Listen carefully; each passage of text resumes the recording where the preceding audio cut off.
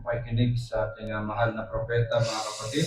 At tayo po ay tarako sa pakikinig ng salita ng ating Panginoon Diyos, mga kapatid. So, nawin na po tayo sa oras na ito. And so, tayo po ay tumayo.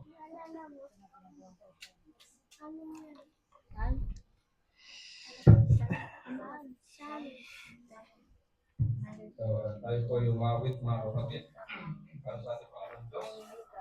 Patuloy natin natin ang presensya sa gabing ito. Pwede natin sabing reach out, mga kapatid.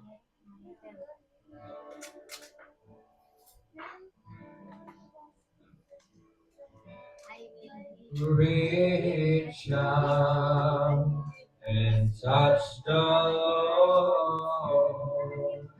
as He passes by. You'll find it's not too easy to hear your heart's cry. He's passing by this moment. Your needs to symbolize. Reach out and touch the Lord as He goes by. Reach out, mga kapatid. Tinatawag mo si Brother Jesus. Reach out and touch the Lord as He passes by. You'll find it's not too busy to hear your heart's cry. He's passing by this moment. It's soon fly. Reach out and touch the Lord as He goes by. God be praise and glory. Muli tayo po ay panandali ang ayaw mo po muli. Sa mga oras na ito ay ating damin muli ang ating ang presensya ng ating Panginoong Diyos sa ating kalagitnaan na siyang manguna at magturo sa gabing ito ng kanyang mga salita na siyang pagkain ng ating kaluluwa bago nating iluhod ang ating mga tuhod sa pagpapanalangin, ating alalahanin ng kanyang mga salita na siya magbibigay sa atin ng pagtutuwid, pagtatama upang tayo ay makapamuhay ng naayon sa kalooban ng ating Panginoon at upang malaman natin kung anong mga nilalaman ng kanyang salita upang ito ay ating may pamuhay bilang mga anak ng ating Panginoong Jesucristo. Muli, O God, sa gabing ito, aming dalangin ang inyong pangunguna muli sa pag-aaral ng inyong mga salita. Kami po ay umaasa at nagtitiwala sa inyong presensya sa pamamagitan ng inyong Espiritu Santo na siyang naririto sa lupa upang maituro sa bawat isa ang kalaliman ng inyong mga salita at siya nagbibigay tinta upang maisulat sa aming mga puso at ito'y aming maipamuhay. Muli, O God, ito po aming dalangin sa pangalan ni Jesus, naming Diyos, dakila't makapangyarihan sa lahat. Amen.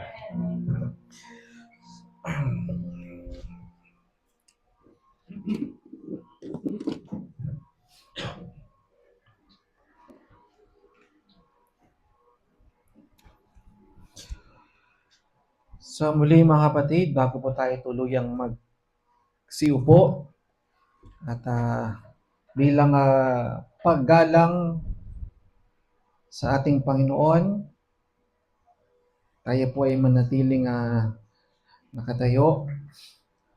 So may mga nagtatanong bakit daw po tayo nagpapatayo sa tuwing tayo po ay bumabasa ng salita ng ating Panginoon.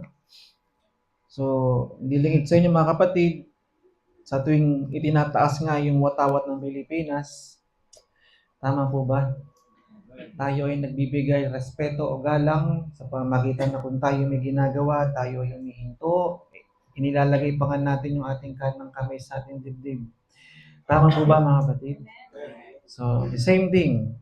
How much more dito, hindi watawat ng Pilipinas ang ating tinataas, kundi ang ating Panginoong Diyos na lumikha ng lahat ng bagay na higit na siyang bigyan ng respeto at galang. So, sabi dito mga kapatid, sa 1 Thessalonians chapter 5 verse 17, natin basahin po.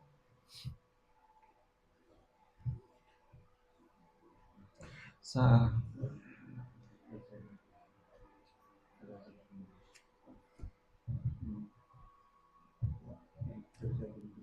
Sabi po rito sa 1 Thessalonians chapter 5, verse 17, pray without ceasing. Magsipanalangin kayong walang patid. So, maaari na pong magsiupo ang bawat isa mga kapatid. To God be praise and with the glory. Sa hindi inaasang pagkakataon, mga kapatid, hindi talaga ito yung magiging topic ko. Pagtayo ko, dito ko nilid. I don't know, pero baka ito ang kailangan talaga ng bawat isa, mga kapatid. So, ang subject talaga natin for tonight, na hinihanda ko kagabi, ang title is, Revelation Produces Separation. May nasabi ko na rin kay Mrs. yan. Napakagandang topic, pero maraming mga exciting moment doon sa topic na yon. Yes, that's right. Revelation produces separation, pero sa susunod na siguro. Amen. No. Praise the Lord. No, ito ay series. Pero kanina habang nandyan ako sa labas, dito ako inilagay ng ating Panginoong Diyos sa may pinamagatang the importance of prayer, mga kapatid. Ang kahalagahan ng pagpapanalangin. No. Kanina, ako ay nagagalak at actually masaya talaga sa mula sa ikabuto ng aking puso dahil nakikita ko ang pagkilos ng ating Panginoong Diyos sa bawat isa. Bagamat hindi man tayo palagi magkakasama, mula sa mga awit na inawit ng bawat isa, ito ay may mga laman. No, na naniniwala ko ang mga bawat katagang ibinibigkas ng mga awit na iyon ay relate sa mga pang-araw-araw na naging kalalagayan ng ating buhay.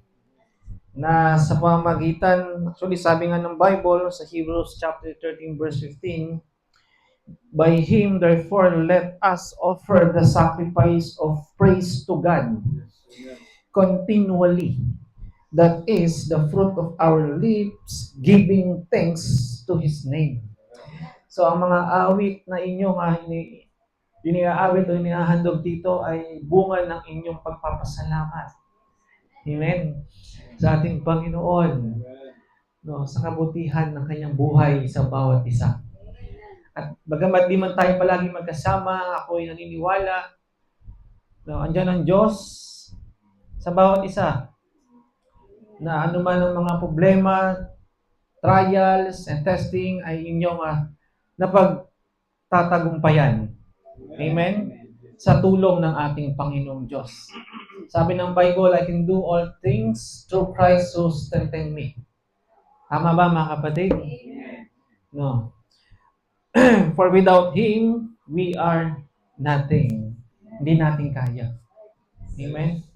At syempre, sa likod ng mga pagsubok, problema ng buhay, may mga luha, tama ba?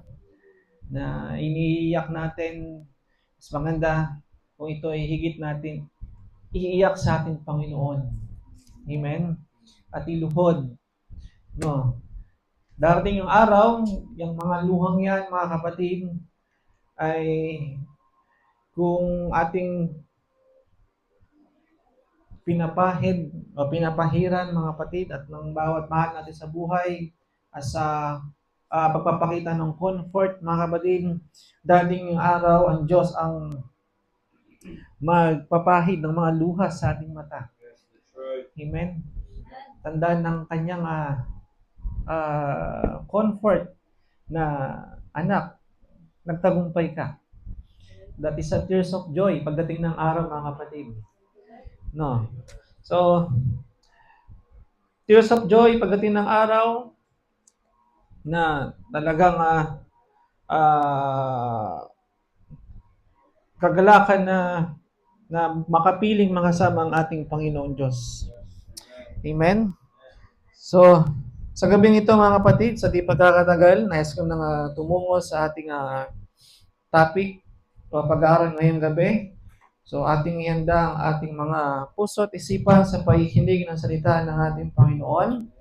At meron tayong bisita ngayon, si Brother Roland. Palapakan natin ng ating Panginoon. Abutin na kanyang buhay sa kanya na siya ay hindi ko naman na-expect na attend ulit si Brother Roland. Actually, si Brother Roland ay kasama namin sa pag-iibig. So, isa rin siya sa mga naiimbitahan namin. So, isa mga soul winning program natin. Hindi man sa pamimigay ng mga babasay, pag-iimbay sa labas, kahit sa trabaho, ay sinisikap namin gawin at I do believe na ginagawa rin ng bawat isa yun. No, na tayo makapag-invite ng mga kaluluwa at maidala.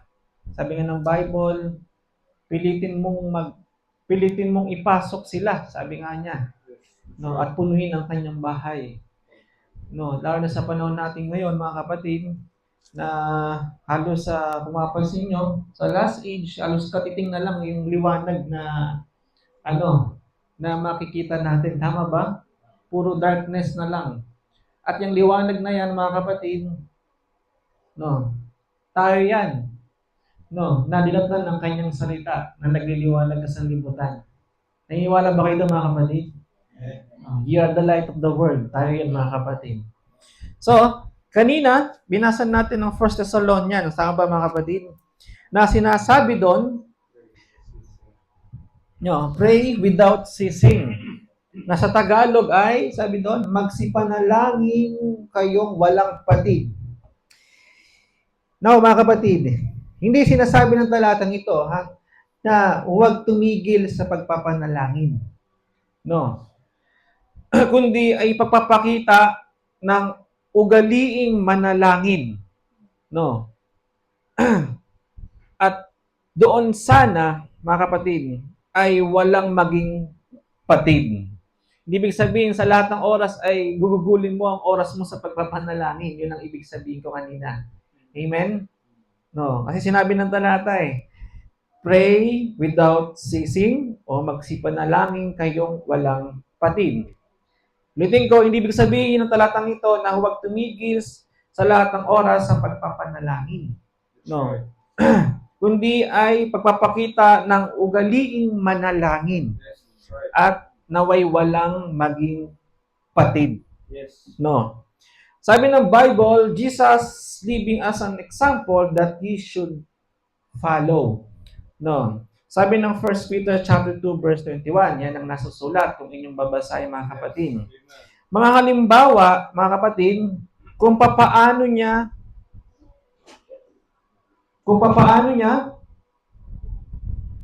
tinuruan ng kanyang mga anak kung papaano manalangin. No. Even the Bible, no, ang Diyos ay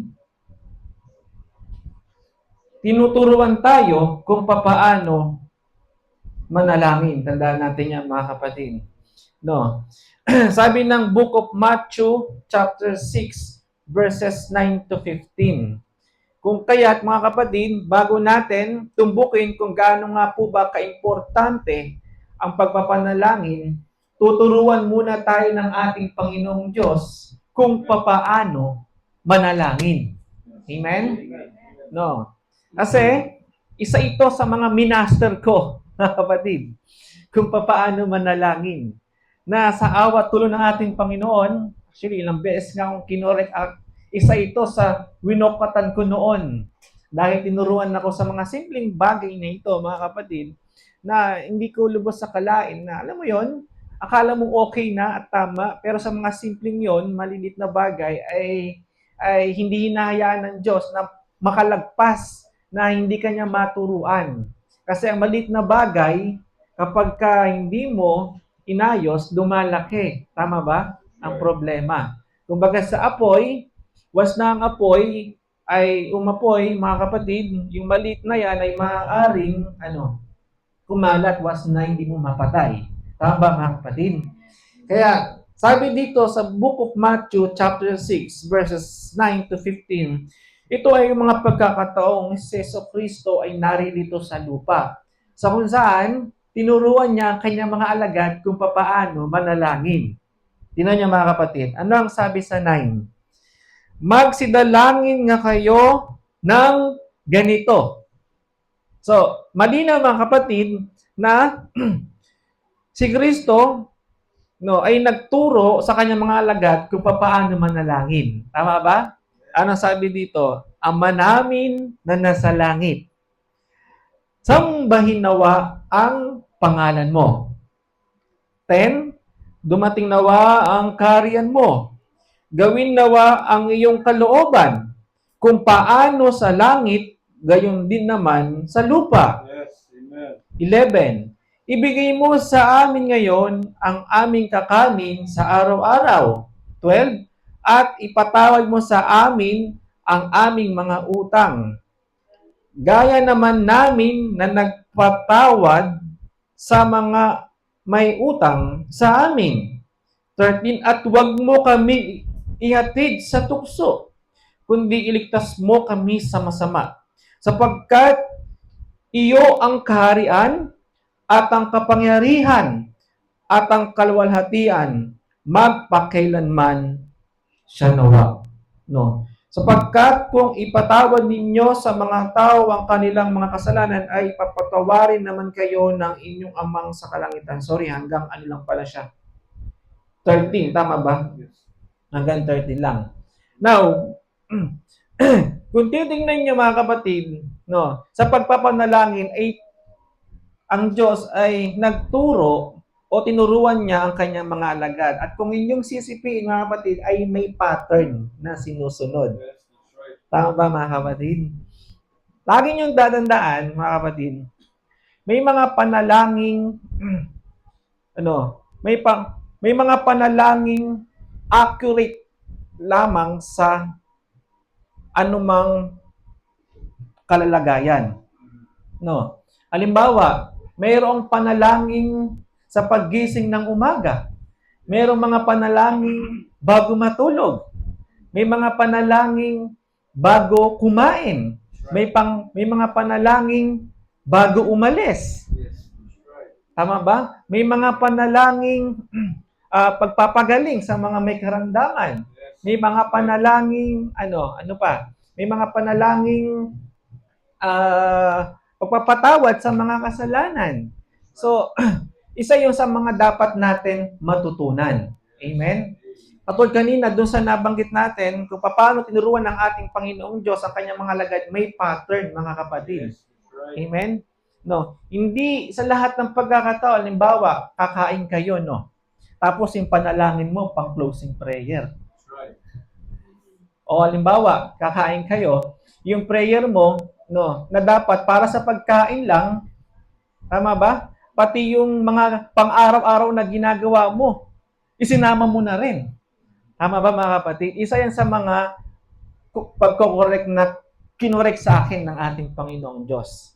Amen? So, may mga panalangin, halimbawa, katulad kanina, di ba? Mayroong pang closing prayer, di ba, sa routine ng ating gawain. Mayroong pang opening prayer, mayroong pang closing prayer. Tama ba? At mayroong mga pang offering prayer. Yes, that's Tama ba? right. Amen. Hindi pare-parehas. Tama ba, mga kapatid? No. At ayaw rin ng Diyos ng panalangin paulit-ulit. Yes, No. Search nyo na lang sa Bible. Hindi ko kasi na-take note. Ayaw ng Diyos ng panalangin paulit-ulit. Kaya kung mapapansin nyo, anong reliyon ang may mga paulit-ulit na panalangin? Alam niyo naman na siguro. No? Aba, Ginoong Maria, puno-puno pa ng grasya, gatong etc. Amen. Tama ba, kapatid? No. Ayaw ng Diyos ng ganong uri ng panalangin na halos memorize mo. No. Tama ba? Na yung pagpapanalangin. Totoo, nasusulat. Yung katulad yung nabanggit natin kanina. No. Our Father which art in heaven, hallowed be thy name. Di ba? Favorite to ng ating nakagisnang reliyon, yung ganitong panalangin. Amen? No. Yung panalangin ito ay itinuro ng ating Panginoong Diyos para mag-iwan ng mabuting halimbawa sa kanyang mga alagad at the same time sa atin na ang pagpapanalangin ay mayroong right pattern na sinusundan. Amen? No. Kaya pag kayo nanalangin, halimbawa sa oras ng pagkain, kaya minsan, bang napapansin nyo, yung pagpapanalangin natin sa pagpapapray ng pagkain sa bahay, iniisa-isa ko kayo. No, yung iba nahiya pa, ayaw pa. Doon kasi tinitingnan ko kung paano kayo manalangin. Huwag kayong mahiya, mga kapatid. Sige kayo, kasi sabi ng Bible, pag ako ay yung ikahiya din kita, di ba? Sabi ng Bible, mga kapatid, no. Sa ganun parang kasi na tinitingnan natin kung ang kapatid natin ay marunong na bang manalangin. No. Halimbawa, yung simpleng pagkain, Panginoon, salamat po sa mga pagkain ito. Salamat po sa pang-araw-araw na ibinibigay mo at naway mamaya, pag-uwi namin, ingatan mo kami at naway paano nyo kami iningatan pagpunta dito, ganoon din pag-uwi. So, tingnan nyo mga kapatid, maganda ba pakinggan yung ganung panalangin? Nasa harapan ng pagkain, ang nasa isip mo na yung pag-uwi. Sa palagay nyo, tama ba? Di ba mali? Di ba hindi maganda, mga kapatid? Now, kung sa pagkain, para lang sa pagkain. Tama ba, mga kapatid? Doon lang yun. At ayaw ng Diyos nang paulit-ulit mong binabanggit yung kanyang ganyan na siya ako noon. Oh, Lord Jesus, salamat po sa buhay na to. Jesus, salamat po na ako'y iningatan mo. Jesus, oh Panginoon, Jesus. Siguro sa pagpapanalangin mo, naka-30 Jesus ka na bago matapos yung... No. Ganyan ako noon. And I do believe walang ganyan sa atin ngayon, kapatid. No. May ganyan ba sa atin ngayon? Alam naman ng Diyos yung pangalan niya kahit hindi mo kahit isang beses mo nga lang banggitin eh. O kahit hindi mo nga banggitin dahil kilala mo naman si Jesus. Tama ba mga kapatid? No. Kasi may mga na-encounter din akong ganyan. Lord Jesus, salamat po sa iyong buhay. Lord Jesus, hindi ka nagkulang sa amin. Lord Jesus, ikaw ang aming buhay at salamat, Jesus, sa iyong pagtatanggol. So, puro na lang Jesus, Jesus. Sa salitang Jesus, walang masama. No. Ilagay mo lang sa tamang kalalagayan. Amen, mga kapatid? No. So, pag sa oras ng pagkain, ng akmang, kung ano lamang po, kung nasa anong kalalagayan tayo, yung mga panalangin bibigasin natin ay nauukol lamang doon sa sitwasyon na yon. Tama ba, mga kapatid? Bago matulog, yung panalangin bago matulog. Amen? Ano nga po ba yung mga panalangin bago tayo matulog, mga kapatid? Ano yung ating ipinapanalangin sa Diyos? Amen? Sa buong maghapon, pasasalamat, at ano pa? Pag-iingat sa buong magdamag. Oo, yung hinang tawa, sabi ng Bible, bago lumubog ang araw, hingin ng kapatawaran. No. Amen? Ano pa? Oo? Ha? Personal prayers? No. Amen? At mayroon din mga panalangin pagising mo sa umaga. Tama ba? Salamat sa buong magdamag, Panginoon, iningatan mo kami. No. Salamat, Panginoong Diyos, sa umagang ito at muli kong nasilayan ang sanlibutan. No. At alam ko sarili ko, meron pa akong mga hindi pa napagtatagumpayan na tumamatay na ako, baka sa hil ako mapunta. Lord, salamat. Di ba? O sa buong magapang ito, Panginoon, kayo nawang siya mag-provide ng aming kalakasan, hindi lang sa akin, sa po ng aking pamilya, asawang, anak, minamahal sa buhay, pati yung kaaway mo, pinag-pray mo na rin. Lord, baka makasalubong ko, Panginoon, yung kaaway ko, Naway magawa kong batiin. Naway mabigyan ko ng kape. Kahit binabato ko ng bato. So, ganoon. Tama ba, kapatid? Oh, so, may pattern. Amen? May right pattern ng pagpapanalangin. So, bukod doon, mga kapatid, no, dito sa ating mga babasahin, ipinapakita ng mga kasulatan na ang ating, sabi dito, Panginoong Hesukristo ay nanalangin sa iba't ibang pagkakataon. Unang-una, no, sa book of Matthew chapter 14 verse 23. Sige po, basa. Ano ang sabi dito?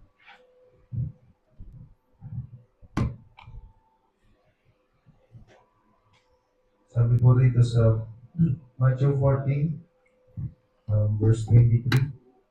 At pagkatapos na mapayaon niya ang mga karamihan, ay umahon siyang bukod sa bundok upang manalangin. At nang gumabi na, ay siya'y nag-iisa doon. Yun, no? So, doon sa ating binasa, mga kapatid, malinaw doon, sabi nga, pagdakay, sabi nga niya, at pagkatapos na mapayaon niya ang mga karamihan, ay umahon siyang bukod sa bundok o mag-isa upang ano daw? Manalangin. At nang gumabi na ay siya'y nag-iisa doon. So, may mga pagkakataong si Jesucristo ay nanalangin nag-iisa. Yes, that's right. No. Paano, mga kapatid? Mayroon ba tayong pagkakataon na tayo'y nananalangin nag-iisa? Praise be to God, mga kapatid, kung ganon. No. Iba kasi ang prayer ng magkakasama o ng may kasama sa prayer ng ikaw. That's right. Butang ikaw at ang ating Panginoong Diyos. Tandaan natin yan, mga kapatid. No. Ito ay ang mga pagkakataong kahit umabot ka ng 24 hours sa pagpapanalangin, walang problema. That's right. No. Pero yung manalangin kang sama-sama kayo, yung panalangin mong lalo na sa oras ng pagkain, yung iba gutom na, hindi na nakatiis. Dahil ang haba mong mag-pray, kumurot na sa litsong nangangamoy. Tama, mga kapatid? Walang problema sa pagpapanalangin mahaba. Pero ilagay mo sa tamang oras. Amen, mga kapatid. Ito yung mga pagkakataong sakto to sa mga pagkakataong ikaw ay nag-iisa. Di ba nga, may talata nagsasabi na pumasok ka sa iyong kwarto. Sige po, Matthew chapter 6 verse 6. Ito yon. Ito yung mga pagkakataong yan. Sige po. Matthew chapter 6, verse 6. Tatapat ikaw, pagka ikaw ay mananalangin, pumasok ka sa iyong silid. At kung mailapat mo na ang iyong pinto, ay manalangin ka sa iyong ama na nasa lihim. At ang iyong ama na nakikita sa lihim ay gagantihin ka. Ayun, no? Tingnan mo, mga kapatid. So, ito yung sabi nga, dapat ikaw ay, pagka ikaw ay mananalangin, pumasok ka sa iyong silid. No? Ito yung mga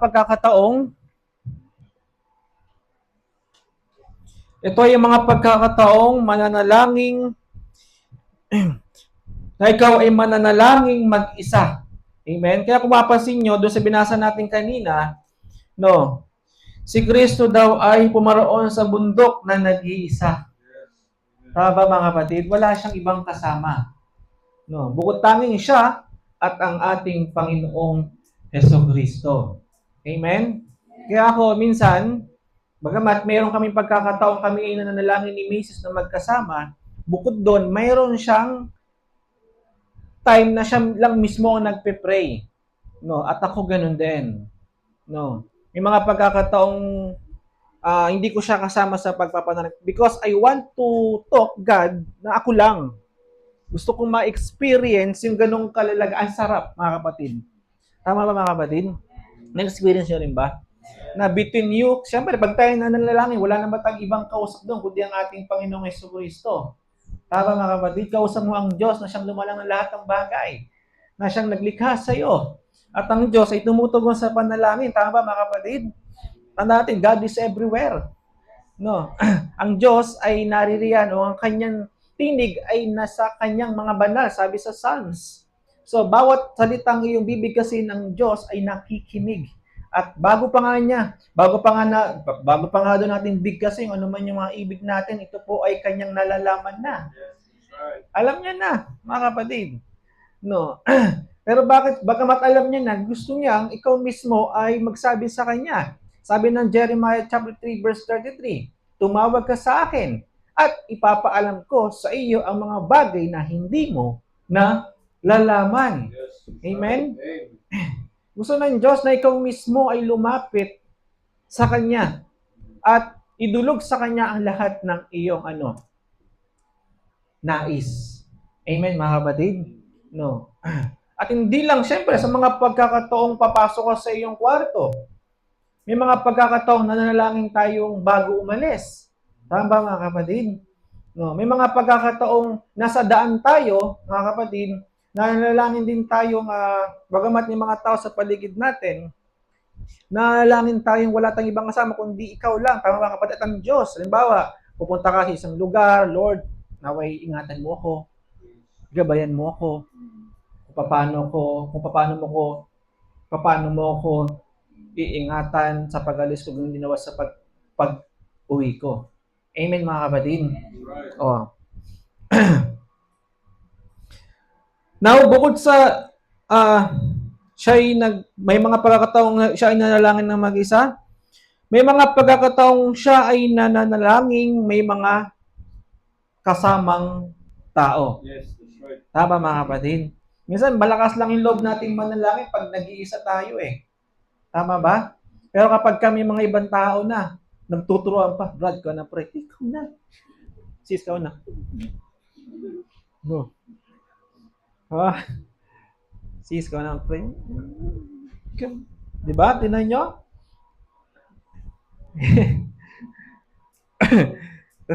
Yun ang realidad, tama ba? Yes, that's right. Lahat tayo guilty dyan. Kahit ako rin naman, na-experience ko yan noon. No. Pero yung nakita ko yung kahalagahan, naku, kahit saan tayo, kahit napakaraming tao, no, bigyan mo pa ako ng mic, talagang magpe-pray ako. Kapag sinabi ng Bible, wag natin ikahiya. Amen, mga kapatid. No, kung nahiya tayo, para tayong tawag dito, pag nahiya tayo, ang ikinahiya natin ng Diyos na pinaglilingkuran natin, mga kapatid. No. Pagkausap nga natin yung mga minamahal natin sa buhay, tama ba, mga kapatid, gustong-gusto natin.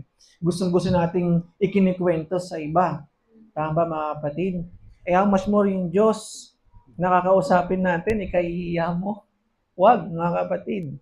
Dahil yan ang Diyos na lumikha ng buhay mo. Dapat nga ipagmalaki mo eh. Tama ba?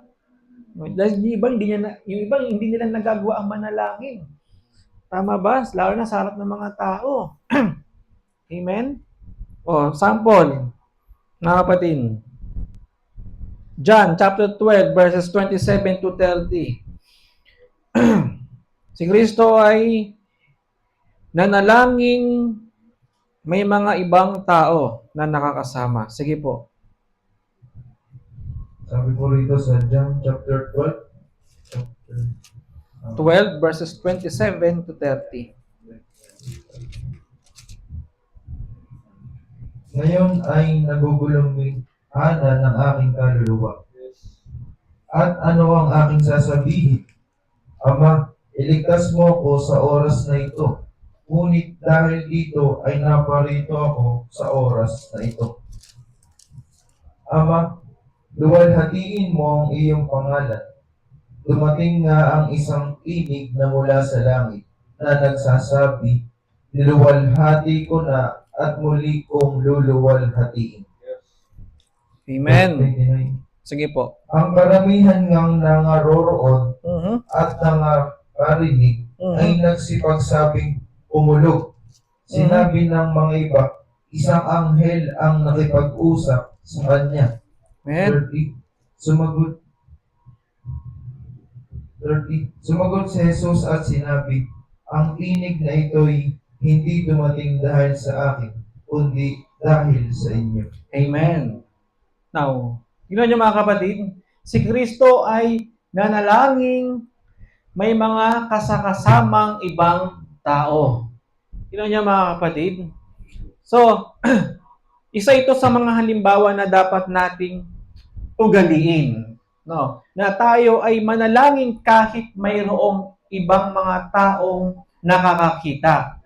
So, mga ugaling dapat nga ipinapakita natin higit. Tama ba? Kasi sabi ng Bible, let your light so shine before men, that they may see your good works, then may glorify God that is in heaven. Sa pamagitan ng iyong mga gawa, mga kapatid, maluluwalhati nila ang ating Panginoong Hesus Kristo. Katulad sinabi ni Pablo, they glorified God in me. Naluluwalhati nila ang ating Panginoong Diyos sa pamamagitan ko, sabi ni Pablo. Hindi dahil sa pamamagitan niya talaga. Ang tinutukoy doon, yung kanyang mga gawa. Amen? Gawa ng Espiritu Santo. Natutuwa ang Diyos sa mga ganong kalalagayan.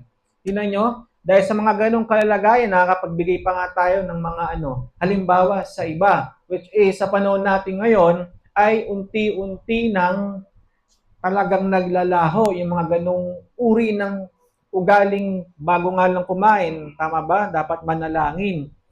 Bago nga tayo kumain, nauna pa yung pag-picture, pag-post sa Reels Tama ba mga kapatid? O My Day nandito ako sa Jollibee. Ang laki ng manok nila Tingnan nyo, nauna pa yung pag-My Reel, tsaka pag-post sa My Day mo, bago man lang ipanalangin, pasalamatan, yung pagkain na kinakain mo. Tandaan mo mga kapatid, sabi nga ni Brother Branham, para mabuhay tayo, kailangang may mamatay. Tama ba? Yung manok na yan, sinakripisyo yung buhay niya. Yung chicken joy na kinakain natin, sinakripisyo niya yung buhay niya para lang mabuhay tayo. Tingnan nyo? Yung buhay niyan ay galing sa Diyos, kaya dapat ipagpasalamat mo sa nagbigay ng buhay niyan para mabuhay ka. Tama ba? Yan yung mga simpleng bagay na nakakaligtaan natin. O minsan dahil sa sobrang gutom o sarap ng pagkain, nakakalimutan mo ng manalangin. Iba paano kung mayroon palang, nataihan pala ng butiki yung kinakain mo, na may lason yung tain ng butiki, no? Pero kung pinag-pray mo, hindi mo alam na may tain ng butiki, safe ka. Sabi ng Bible na paano pagka may lason yung pagkain mo, no? Pag hindi mo alam, pag pinag-pray mo, maaaring maligtas ka. Pero pag alam mo may lasong, kakainin mo pa rin, nasa iyo na ang problema, hindi tatalab doon yung prayer. Amen, mga kapatid? So, yun yung sinasabi doon, na ugalian natin manalangin kahit mayroong ibang taong nakakakita. Tama ba? Katulad nung nakaraan, na-encounter namin si Nanay, yung nakaraang naririto. No? Na pinunta namin doon at praise be to God dahil yung kulong-kulong niya sa tulong at biyaya ng ating Panginoon, ginamit si Sister Dessa at dinala dyan sa bahay, ipopost ko doon sa Children Foundation yung tawag dito before and after, no. So kahit mayroong mga ibang tao na nasa lugar na kung saan kami pinag-pray namin si Nanay, no, that time. So talagang ang pagpapanalangin ay walang pinipiling oras o lugar. O kahit mayroong nakakita o ibang tao, mas maiging nga yun mga kapatid. Para makita nilang ang Diyos na pinaglilingkuran natin ay buhay at totoo mga kapatid, na kumikilos sa bawat isa na naririto sa lupa. Amen mga kapatid? Ito. So, malinaw doon mga kapatid na sa pagpapanalangin, tayo ay tinuturuan ng may tamang pattern sa pagpapanalangin. Then may mga panahong tayo ay manalangin na nag-iisa at may mga panalangin kahit mayroong ibang tao. At manalangin tayo, ito mga kapatid bago kumain. Ito napakasimpleng salita na lang ito mga kapatid. Sa napakasimpleng utos ng ating Panginoon. O Brad, sa mga mabasa na sinabi ng Bible na bago kumain, manalangin. Paano pag may nabasa ako? Meron po ba mga kapatid? Meron. No, sige po. Matthew chapter 26 verse 26. No, si Kristo, mismo. Sige po, basa. Matthew chapter 26 verse 26. Mm-hmm. At samantalang sila'y nagsisikain, ay dumampot si Jesus ng tinapay at pinagpala at pinagputol-putol at ibinigay sa mga alagad at sinabi, kunin ninyo, kanin ninyo, ito ang aking katawan. Mhm. Sige po, tuloy. At dumampot siya ng isang saro at nagpasalamat at ibinigay sa kanila na nagsasabi, magsiinom kayong lahat dyan. Amen. Sige po. Now, kung titingnan niyo mga kapatid, nagpasalamat siya. Tama mga kapatid doon sa talata. Amen? So, nagpasalamat siya sa Diyos na nagbigay ng mga bagay na yon. Kaya tayo, bago tayo kumain, ipagpasalamat muna natin yung kinakain natin. Sabi rin ng Bible yan, mga kapatid, hanapin nyo na lang yung Bible verse na ipagpasalamat, no, bago tayo kumain. So, mahalaga ba ang manalangin bago kumain? Ito ay pagpapakita ng pagpapasalamat. No. Amen? Sa nagbigay sa atin. Tayo pa naman mga Pilipino, pag, di ba, may ugali tayong mapagpasalamat. Tama ba? Pag nga binibigyan tayo ng anumang bagay ng ibang tao, di ba, nagpapasalamat din tayo. So much more sa Diyos. No, na siyang gumawa at nagbibigay ng lahat ng bagay nung meron tayo. Pagpasalamat natin. Amen? No, pagpasalamat natin sa ating Panginoong Diyos. Siyempre, yung mga kinakain natin. No, kahit alam mong high blood ka na, no, pero case-to-case basis na rin yan. Tandaan natin mga kapatid, ha? Pag may reseta ka na ng doktor na limitahan mo na yung pagkain mo ng kanin, tapos sasabihin mo, may prayer naman, okay lang. No.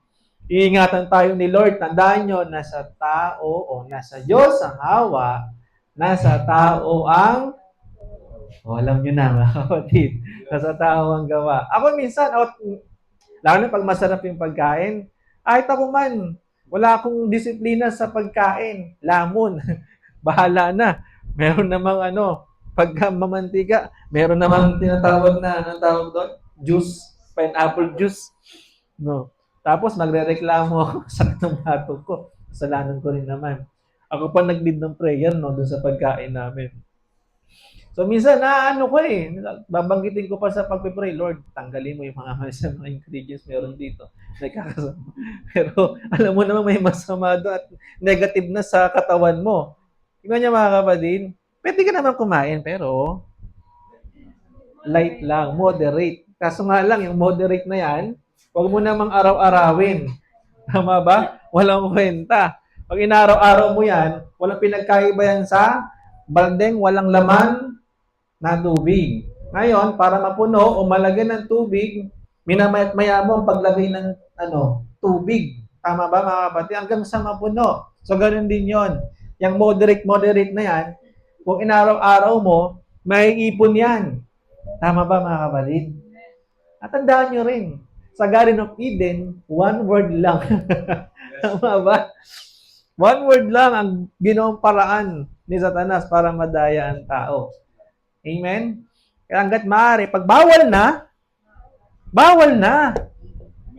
no? Amen? Parang nagbato ng malaking bola sa pader sa akin. Yun yung pakiramdam ko ngayon mga kapatid. So yun, no? Bukod doon, ito. Bago gumawa ng mahalagang pasya. Yan. Talagang sakto talaga to sa atin ngayon, lalo na sa akin. Luke, sabi dito, chapter 6, verses 12 to 13. Sige po, basa, Brother MC. Luke chapter 6 verses 12 to 13 po. Opo. At nangyari ng mga araw na ito na siya'y napasa bundok upang manalangin at sa buong magdamag ay nanatili siya sa pananalangin sa Diyos. At ng araw na ay tinawag niya ang kanyang mga alagad at siya'y humirang ng 12 sa kanila na tinawag naman niyang mga apostol. Ayun, no? Kung titignan niyo mga kapatid, bago siya humirang ng 12 apostol, siya ay nanalangin muna. Tama ba mga kapatid? O ngayon, no, bago, ito ay nagpapakita ng bago gumawa ng mahalagang pasya ay dapat idinudulog muna natin sa ating Panginoong Hesukristo. Kaya nga sabi ng Bible, acknowledge Him in all. All, Hindi sinabing, ay, hindi, kaya ko naman to. Kahit ako na lang magdesisyon. Binigyan ako ng sariling pag-iisip ng Diyos para gamitin ko rin naman. Tingnan niyo mga kapatid, yung mga katwiran. No. Kaya ko to. No. Tandaan nyo, sabi nga, no man is an island. Hindi mabubuhay ang tao na mag-isa. Tama ba mga kapatid? Kaya nga si Adan ay binigyan ng Eva para may makatuwang. Amen? No. So, ganun din, mga kapatid. Tayo, hindi natin makakaya ang mga bagay-bagay kung tayo lang mag-isa. Amen? Kailangan natin na makakasama. Sabi ng Ecclesiastes chapter 3 or 4 sa baba, kung babasahin ninyo, kapag nanghina ang isa o nadapa ang isa, mayroong isa na tutulong. Tama ba? Para maitayo ka. Amen, mga kapatid? Ang bahay, lalo sa mga probinsya, uso dyan yung mga bahay na o kubo na binubuhat ng sama-sama. Tama mga kapatid? Sino na nakita noon na actual? Yung nakita na kayo gano'n, Brother Leonel, sa Bicol? Yung bahay kubo na binubuhat ng sama-sama at inililipat sa ibang lugar? Sa tingin nyo, makakaya ng isang tao yon? Dalawa? Kailangan ng 4 o higit pa. Tama ba? O 10 para mabuhat ng sama-sama. Tama ba mga kapatid? No. So anong nun? Ano ang application nun sa atin? Tulad dito sa ating napag-aaralan. Sabi nga, kung paano si Kristo, bago siya pumili ng 12 alagad, ito ay kanyang idinulog muna sa ating Panginoong Diyos. Tama ba mga kapatid? Yun ay nagpapakita ng isang mabuting halimbawa bilang mga anak ng Diyos, bago tayo gumawa ng anumang desisyon, idulog muna natin sa Kanya. Dahil, kung paano, halimbawa, kung pupunta ka sa isang lugar, ang tatanong ka muna, Brad, paano ba pumunta doon? Tama ba? Hindi naman lahat ng tao alam. Lahat ng bagay. Tama ba, mga kapatid? No. Maganda kung nakahanap ka ng taong nalalaman niya, eksakto yung lugar na pupuntahan mo at may tuturo niya ang tamang daan at magiging ligtas ka. Amen? So, ganoon din sa ating Panginoon Diyos. No? Idinudulog mo ang lahat sa Kanya sapagkat alam mong walang bagay na hindi lingid sa Kanya. Lahat ng bagay ay nalalaman niya. Amen, mga kapatid? Kaya nga sabi doon, acknowledge Him in all thy ways. Lean not unto thy own. Sabi doon, lean not unto thy own understanding, but leaning unto God. Amen? Dahil lang yung plano ay hindi plano ng ating Panginoong Diyos. Sabi sa nakasulat dyan sa kwartong yan. No? Mga kapatid. Ang plano ng Diyos ay hindi mo plano. Mahigit siyang plano na mas makakabuti para sa iyo. No? Idulog mo lang muna, Lord, para sa akin pa tong lalaking to. Bagamat totoo yung kasabihan na love at first sight. No? Ipakita mo sa akin, Lord, kung ito ba ay nararapat para sa akin. Then, sasagot ang Diyos. Hindi pwedeng hindi siya tumugon. Sasagot siyan, mga kapatid. Amen? No. At kung meron kang mga desisyon sa buhay, Lord, no, may dumating na malaking kita eh. Kukunin ko muna yung bahagya, isend ko kay Mrs. yung iba. No. Hindi. Ibigay mo lahat. Dahil kapag magtira ka, gagasusin mo lang sa kung anong bagay. Ibigay mo doon sa accountant. Marunong. Ikaw, pag meron ka kasi, one day millionaire ka. O doon ka sa taong marunong. Alam niya. Matututo ka doon. Tingnan mo. Pag ginawa mo, natuto ka nga naman. No? Ang hirap kumita. Noon, one day millionaire ako. No, pero ngayon, nakakapagtabi na kami. Dahil sa misis ko. Dahil sa ating mga mister. Praise the Lord! Ba? Parang hindi sangayon yung mga misis doon. Yan nyo sa mag-asawa, mga kapatid. O yung katawan na lang natin eh. Pag kulang, di ba? Hindi tama. No. Sa bahay, pinagtagpo kayo para pagtulungan nyo ang mga ilang bagay. Tama mga kapatid. Kailangan nyo lang pag-usapan ng maayos at maigi. At napakaganda sa isang pamilya, sa isang mag-asawa na ang sentro ng kanilang pagkasama ay si Kristo. Yes. Amen? Dahil sa pamamagitan ni Kristo, ituturo niya kung paano kayo magiging matagumpay sa inyong pagsasama. Dahil ang sekreto ng katagumpayan na pagkasama ng mag-asawa ay nasa Bible. Sundan lang natin. May pattern mga kapatid. Alam nyo? Kaya nga, walang bagay na hindi niya nalalaman. Alam niya ang lahat. Kailangan mo lang idulog sa kanya. Kaya nga sabi kanina, di ba, doon sa nabanggit ko, Jeremiah chapter 3 verse 33, ipapaalam niya sa atin ang mga bagay na hindi natin nalalaman. Tumawag ka sa kanya. Amen, mga kapatid? No, sa bawat pagdidesisyon, tandaan niyo mga kapatid, napaka-importante. Tandaan niyo, ang maling desisyon, okay lang sana kung ikaw lang ang mag-aani. Yes. Sure. Paano kung may mga umaasa rin sa likod mo na sa iyo nakasandal? Bawat desisyon mo, pag-isipan mo ng maigi. Dahil hindi yan parang kanin na kinain mo, luluwa mo agad. Yes. Amen, mga kapatid? No. Mapabuti, mapasama, tandaan natin yan. Mayroong ibang maapektuhan. Ba, mga kapatid? Sana kung ikaw lang. Paano kung pamilyado ka? Isang desisyon na damay pati asawa mo, mga anak mo, pati mga taong hindi naman dapat madamay, madadamay. Ito yan mga kapatid. Kaya napaka-importanteng mag-isip muna ng 10 beses bago mo gawin ng isang bagay. Lalo na kung napaka-major yung mga kailangan pagdesisyonan na yan. Pero may mga minor. Ay minsan, natatanong ko si Miss, bakit hindi mo na sa akin sinasabi yung pag-order mo sa Shopee? Okay, kailangan pala yan. So minor, okay na, tanggap na, kahit di mo na sa akin sabihin. No, may mga minor eh. Sabon, Pampers, minor lang, kahit di mo na sabihin, sige. Pero pag may mga major, yan, kailangan nyo na mag-usap. No. Bawa, may gusto si Mrs. Noong nakaraan. Request niya, table daw. Ayun, di ba? Dinulog niya sa akin kasi medyo may kamahalan eh. May kamahalan eh. So, kailangan idulog yung mga ganung bagay. May mga minor na hindi mo na kailangan idulog. No, sa mag-asawa ha, mga kapatid ha. Hindi ko sinasabing rekta sa Diyos. Iba kasi yung sa Diyos. Sa mag-asawa, pwede yun. Pero sa Bible, lahat kailangan idulog mo sa ating Panginoon. Amen? So, yun, mga kapatid. Ano pa? Pasensya na kung medyo napapaboy yung ibang ad-lib, mga kapatid. Pero okay lang, mga kapatid. Meron pa tayong natututunan? Ano pa? Ito naman ay mga panalangin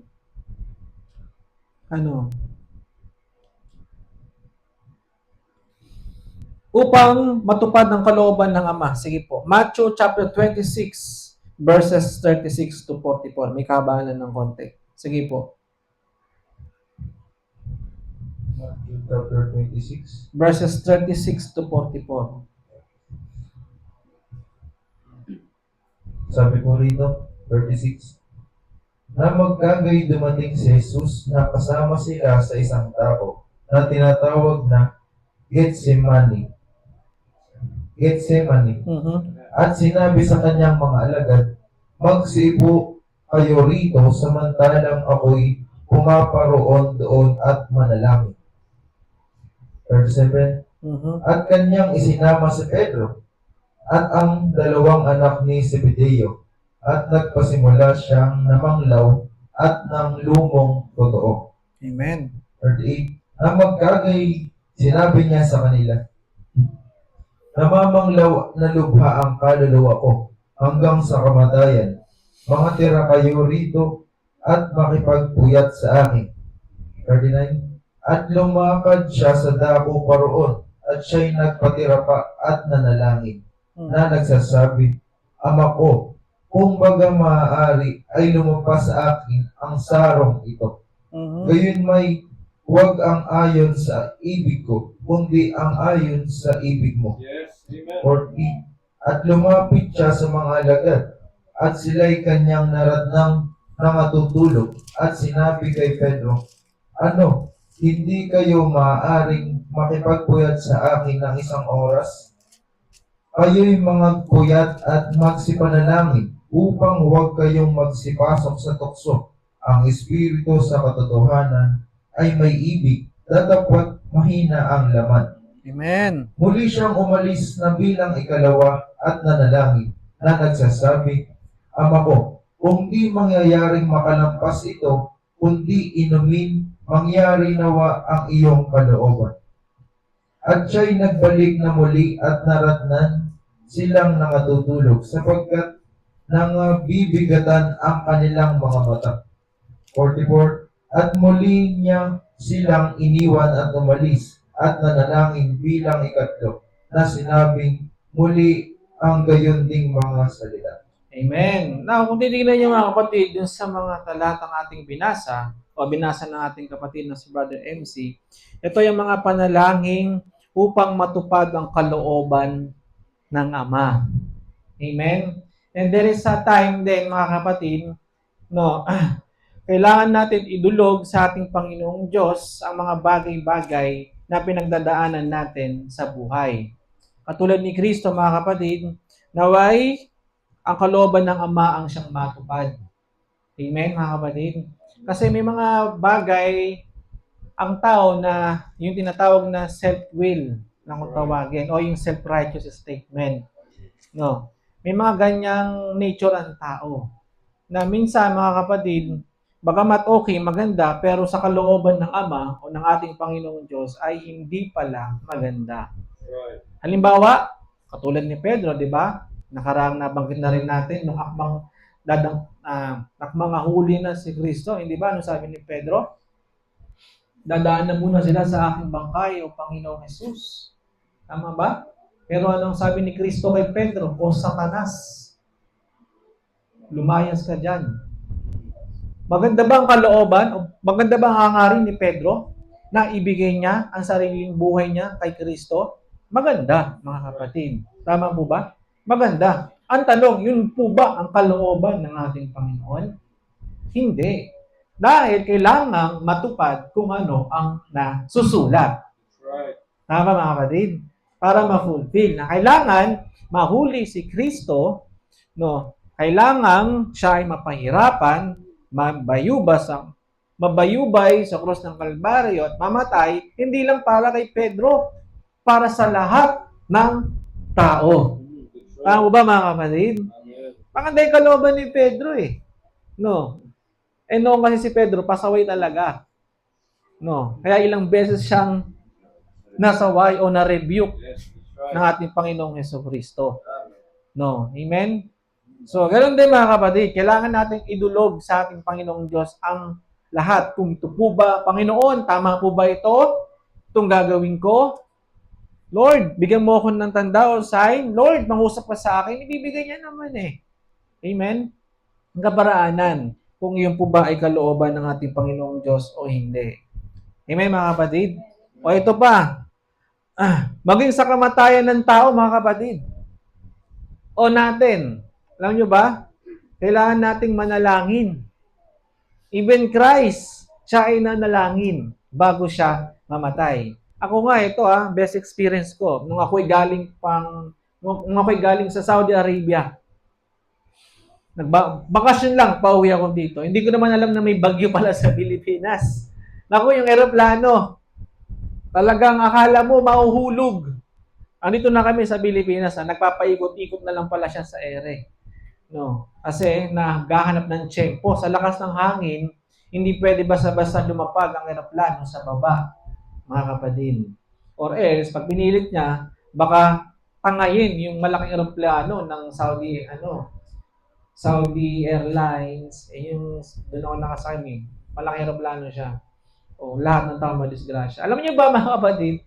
So, first time ko maranasan yung, alam mo yung takbo, ganyan, no? Bilang gagano, tapos aangat. Tapos, parang nakasakay sa, ano ba tawag sa peryahan, yung roller coaster ba tawag doon? Yung bilang, Yung nasa Boracay kami noon, na-experience ko yun, yung bilang bababang ganon.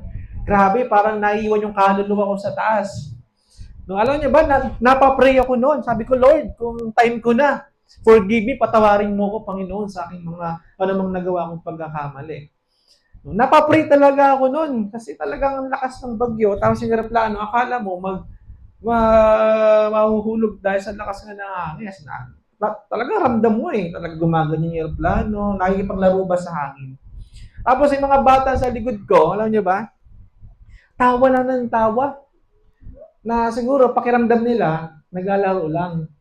Noon, nasa playground kaya tawa ng tawa. Ngayon, nangusap sa akin yung Panginoong Diyos sa mga oras na yon. Sabi sa akin ng Panginoon, kung hindi magiging tulad, di ba sabi ng Bible, kung hindi tayo magiging tulad ng isang batang ito, hindi kayo sa akin. Basahin na lang ninyo sa Book of Matthew.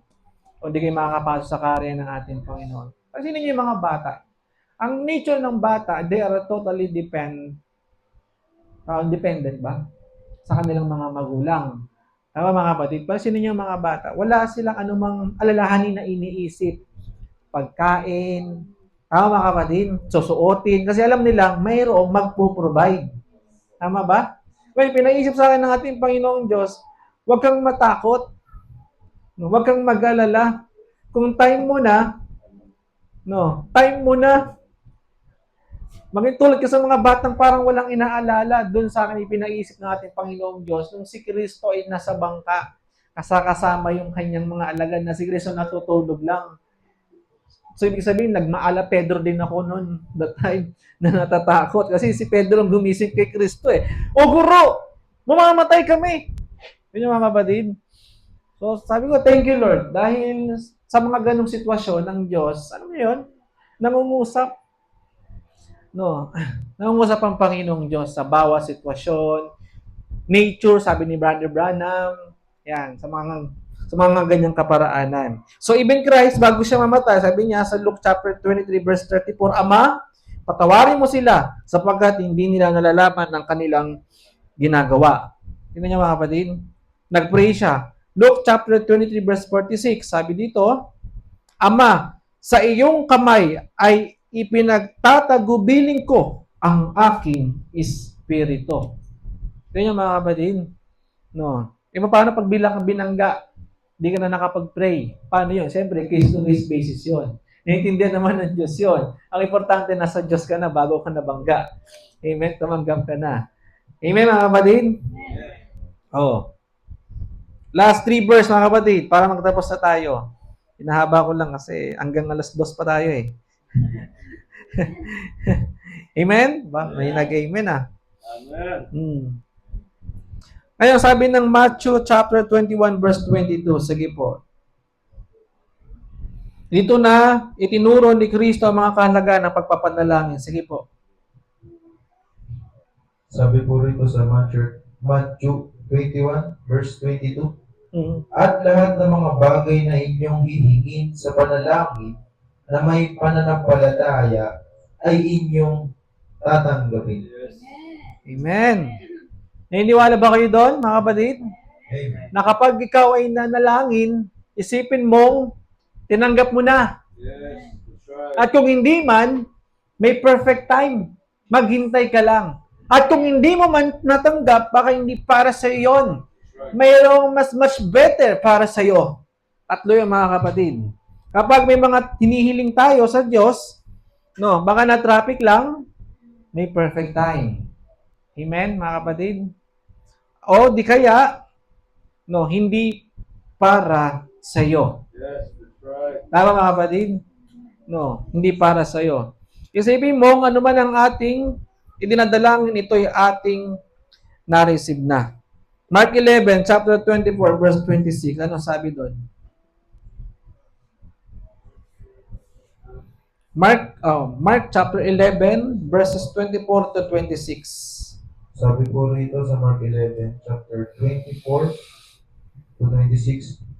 Kaya nga sinasabi ko sa inyo, ang lahat ng mga bagay na inyong idinadalangin at hinihingi ay magsipasampalataya kayo ng inyong tinanggap na at inyong kakamtin. At kailan may kayo'y nakatayong nagsisipanalangin, mangagpatawad kayo kung mayroon kayong anuman laban sa kanino man, upang inyong Ama naman na nasa langit ay patawarin kayo ng inyong mga kasalanan. Tatapat kung hindi kayo magpapatawad, hindi rin kayo patatawarin sa inyong mga kasalanan ng inyong Ama na nasa mga langit. Amen. So, imagine nyo mga kapatid ng isang bata, no? Kahit hindi yan humingi ng anumang bagay sa atin, dahil alam na natin kung ano pangailangan yan, ibibigay natin. No? So, ganun din ang ating Panginoong Diyos. Alam niya na kung ano ang ating kailangan. Hindi pa nga natin bigkasin eh. Alam niya na mga kapatid. No? Lalo na kung inuuna mo ang Diyos.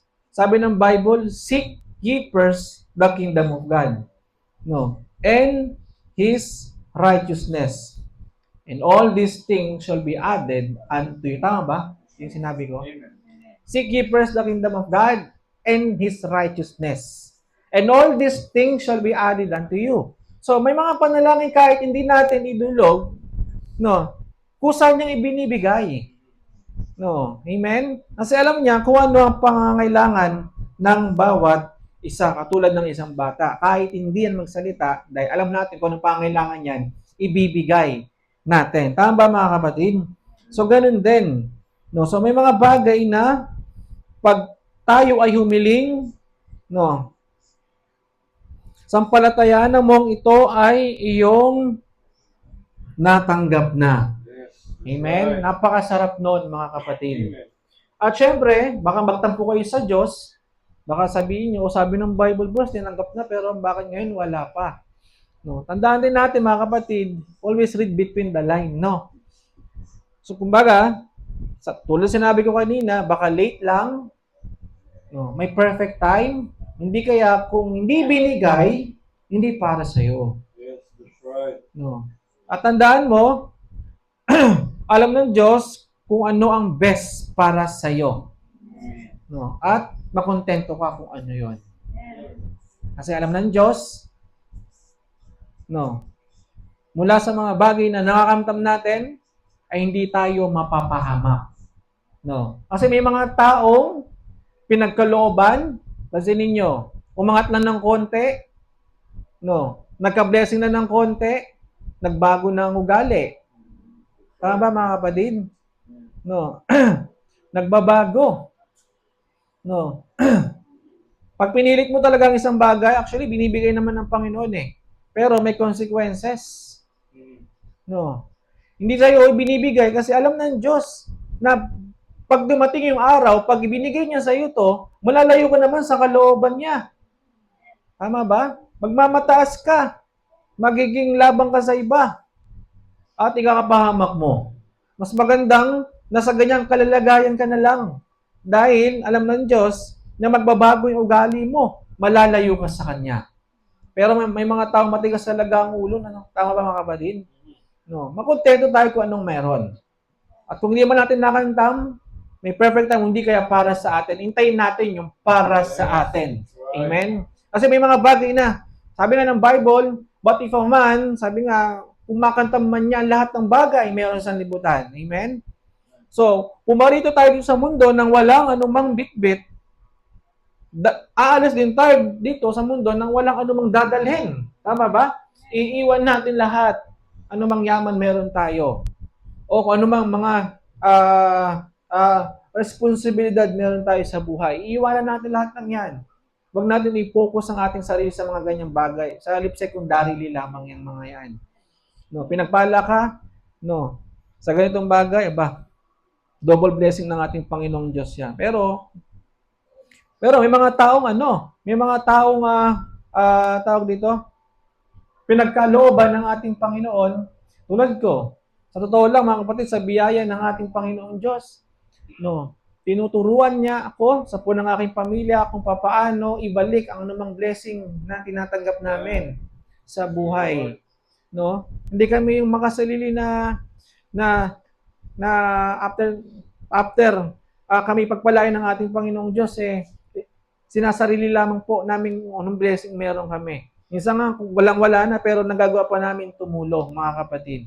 Kahit wala na't pambayad na lang sa kung anong, itinutulong pa namin sa iba. Kasi sabi ng Bible, it's better to give than to receive. Ang tunay na kayamanan, o ang tunay na yaman, mga kapatid, hindi dahil sa kung ano man ang nare-receive mo, kung ano yung ibinibigay mo. Amen. Kasi sabi ng Bible, maging puka ng kayamanan, hindi sa lupa, kundi sa langit. Amen. No, ano man ang iyong binibigay, kayamanan yun sa langit. Yes. No, sabi ni Brother Branham sa kanyang doon sa tinatawag ng investment, the greatest investment na mai-invest mo, hindi yung material na bagay. Yes. No, yung mga spiritual na bagay, mga kapatid. Yung mga material things, gamitin mo para sa mga kayamanang pangmakalangit. Yes. Amen, mga kapatid. So, yun lamang po. At actually, marami pa to. No.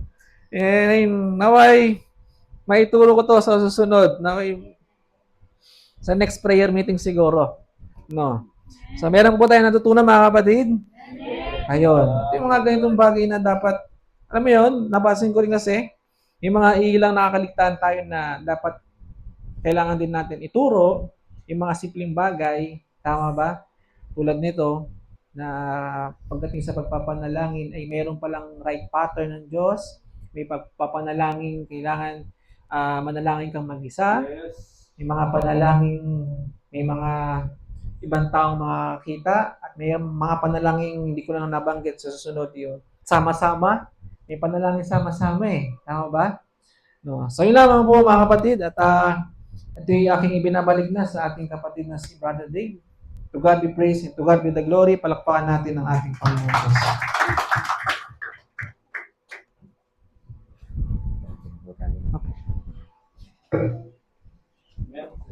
Pero say thank you, Jesus, mga kapatid.